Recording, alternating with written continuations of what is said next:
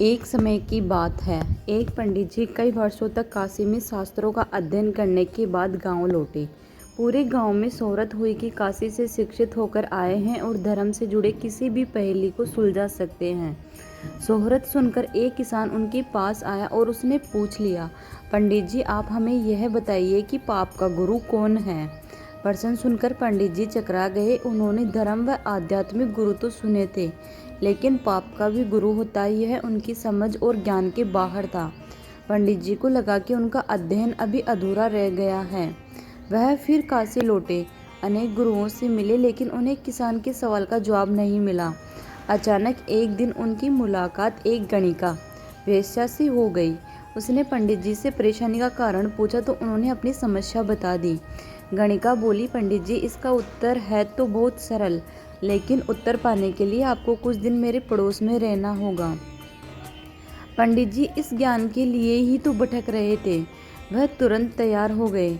गणिका ने अपने पास ही उनके रहने की अलग से व्यवस्था कर दी। पंडित जी किसी के हाथ का बना खाना नहीं खाते थे।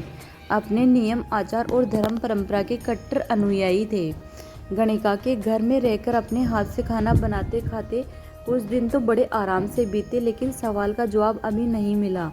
वह उत्तर की प्रतीक्षा में रहे। एक दिन गणिका बोली, पंडित जी आपको भोजन पकाने में बड़ी तकलीफ होती है। यहाँ देखने वाला तो और कोई है नहीं, आप कहे तो नहा धोकर मैं आपके लिए भोजन तैयार कर दिया करूँ।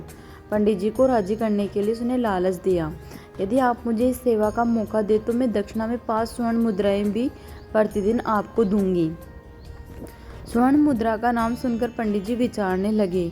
पका पकाया भोजन और साथ में सोने के सिक्के भी, अर्थात दोनों हाथों में लड्डू हैं। पंडित जी ने अपना नियम, व्रत, आचार, विचार, धर्म सब कुछ भूल गए। उन्होंने कहा, तुम्हारी जैसी इच्छा, बस विशेष ध्यान रखना कि मेरे कमरे में आते जाते तुम्हें कोई नहीं देखे।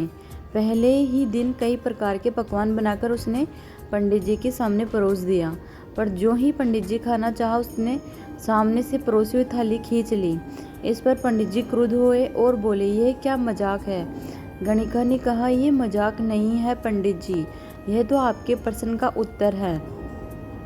यहाँ आने से पहले आप भोजन तो दूर किसी के हाथ का पानी भी नहीं पीते थे, मगर स्वर्ण मुद्राओं के लोभ में आपने मेरे हाथ का बना खाना भी स्वीकार कर लिया।